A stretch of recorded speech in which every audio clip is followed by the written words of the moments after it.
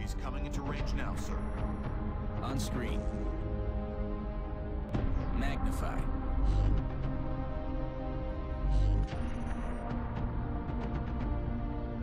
Still in one piece. Commander, I recommend we get a strike team to the crash site immediately.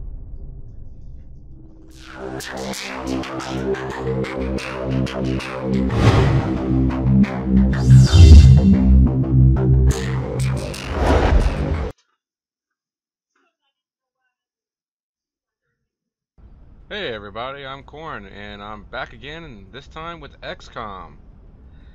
Unlike my first video, I did fix the audio quite a bit, and that's thankful to the videos that I've been making for Rebel Galaxy. And unlike the first one, where I started completely brand new, I decided to, this time around, use the game that I'm actually getting somewhat into it.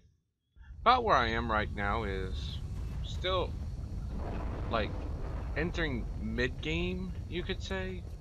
All my guys got carapace armor, got all lasers. Looks like a sci-fi show, you know, or like any B sci-fi movie that I've ever seen. And for this one, you see how my gameplay is. I'm a little risque, especially with in the early game a lot. That's not even my best sniper.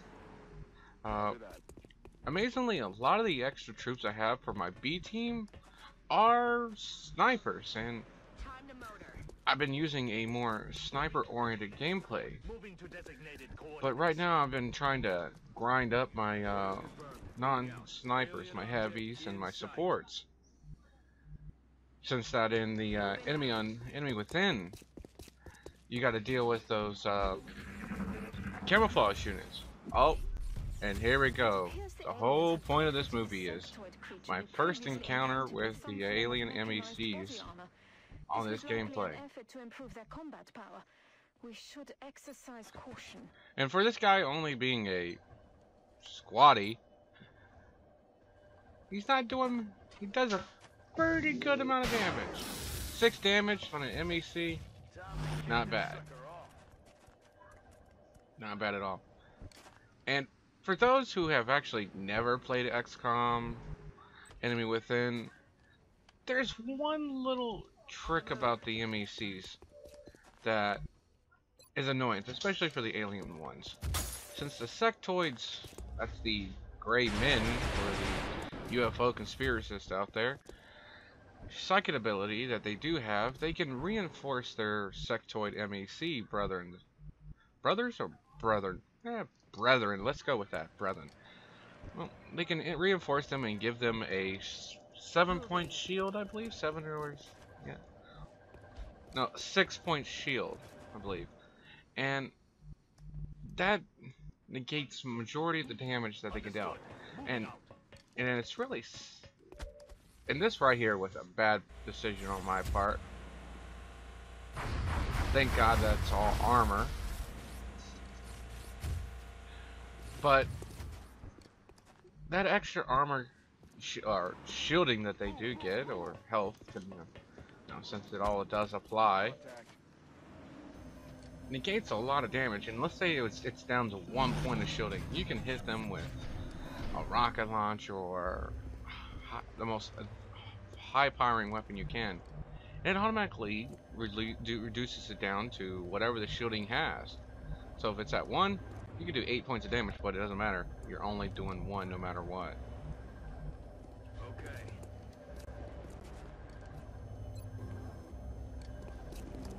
Now that's actually a pretty good shot right there.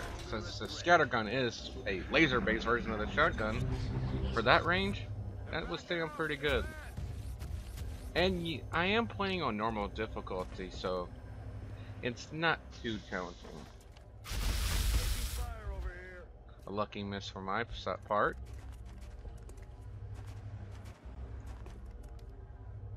Now this is right here showing the psychic connection they get, and the lure for the reason why it gets a shield boost instead of the what would be normally a the standard boosts of effects that it gets on top of just health is because apparently based on the material that it uses to make the MEC that the aliens make, that it reduces the psychic ability of the sectoid that's within the suit.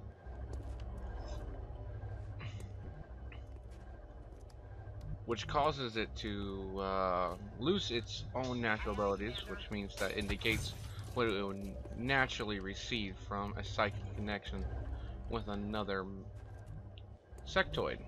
But because it's got a some kind of power, it's got the power core that actually takes that psychic energy that it receives and turns it into a shield.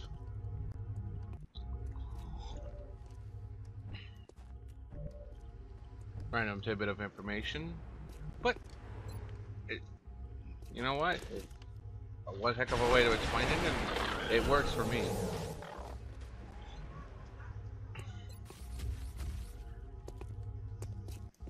What an easy kill right there.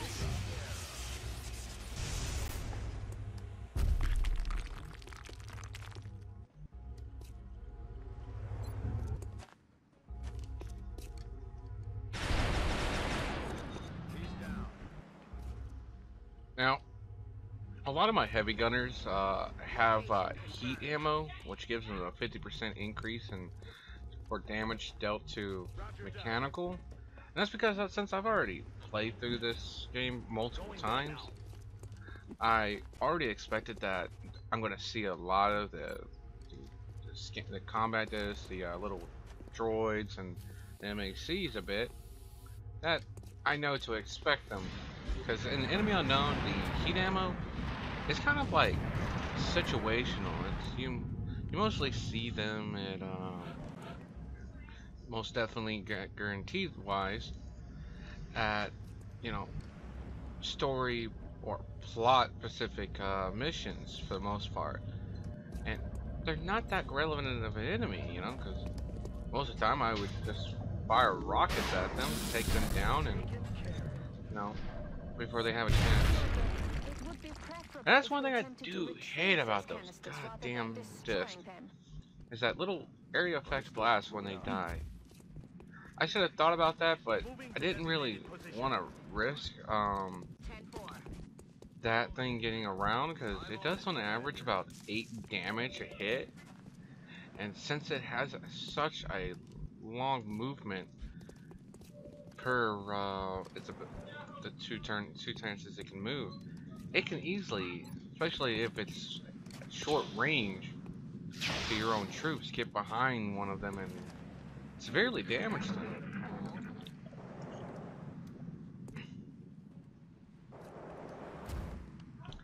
Sadly, for the most part, for around the rest of this battle, this is, goes to the small things, easy.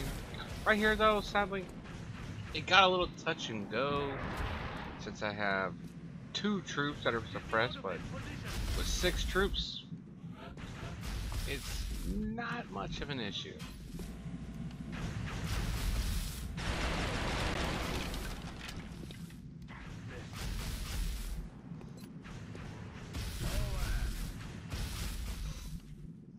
And due to a little bit of foreshadowing, I got lucky with this little movement right here.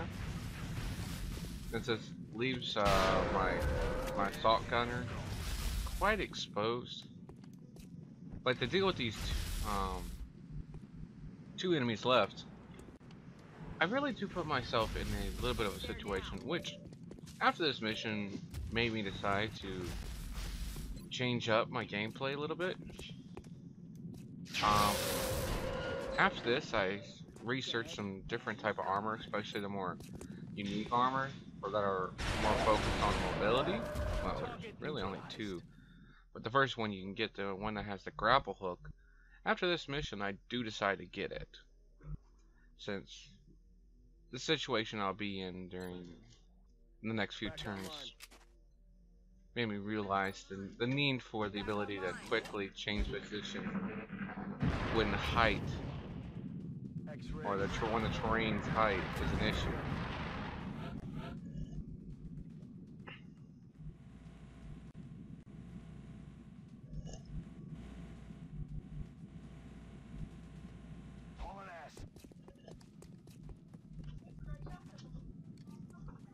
Affirmative.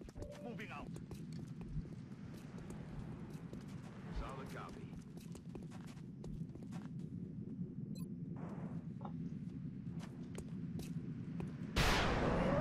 As you can tell, I'm getting.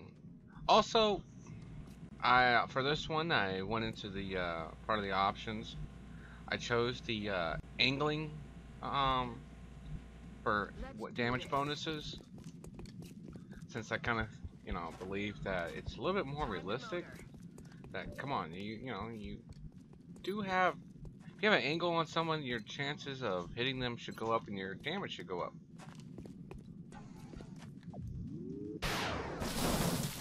And that's a pretty damn good shot. 72%, not bad at all, in my opinion.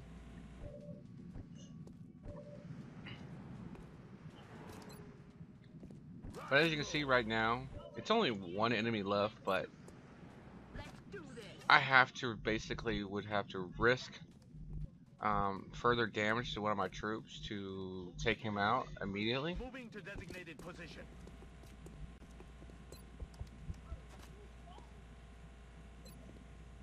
But right now I'm getting all prepped up, getting situated.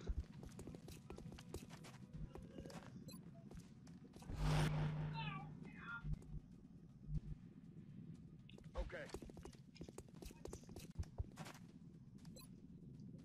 Back in.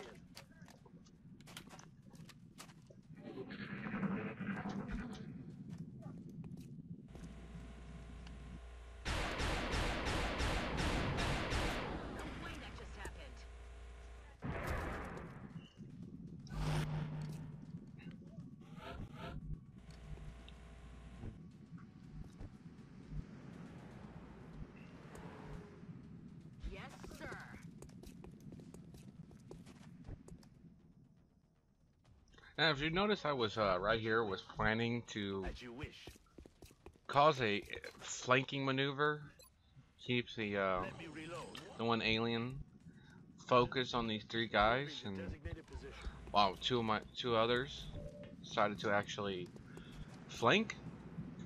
But then I was like, you know what? I'll use one of my abilities. Flushing him out.